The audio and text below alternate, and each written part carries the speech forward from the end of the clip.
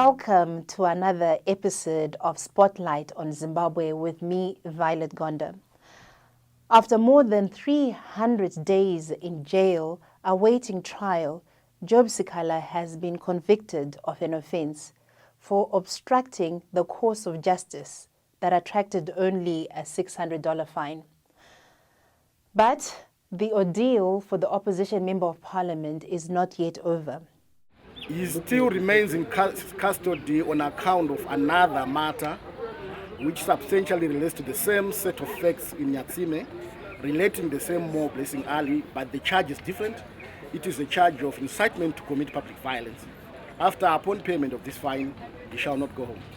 He is far from alone. Recently, citizen activist Jacob Ngaruvume was convicted of inciting violence and sentenced to 4 years in prison for convening the July 31st protest against corruption in 2020. It is not an offense for a political leader or for an ordinary Zimbabwean to express themselves in whatever manner that they feel is right, which is in the confines of the Constitution of Zimbabwe. He is now languishing in jail, waiting for his appeal to be heard by the High Court, fully aware that the wheels of justice turn very slowly for anyone opposed to the ruling ZANU-PF government.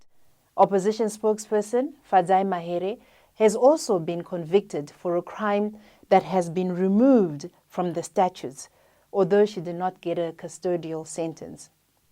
Neither did Zimbabwean international renowned author Tsitsida Ngarembwa, who after 2 years on remand was convicted and fined $110 for another minor offense, staging a 2-person peaceful protest calling for political reform.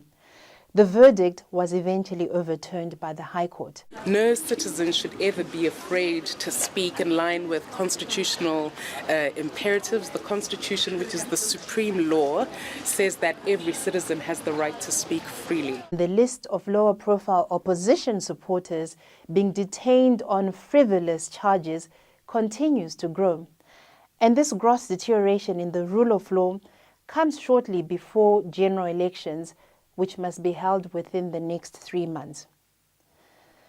With recent international revelations about rampant corruption and looting at the highest level of government fueling its unpopularity, it appears that repression rather than reform is going to be ZANU-PF's primary election strategy.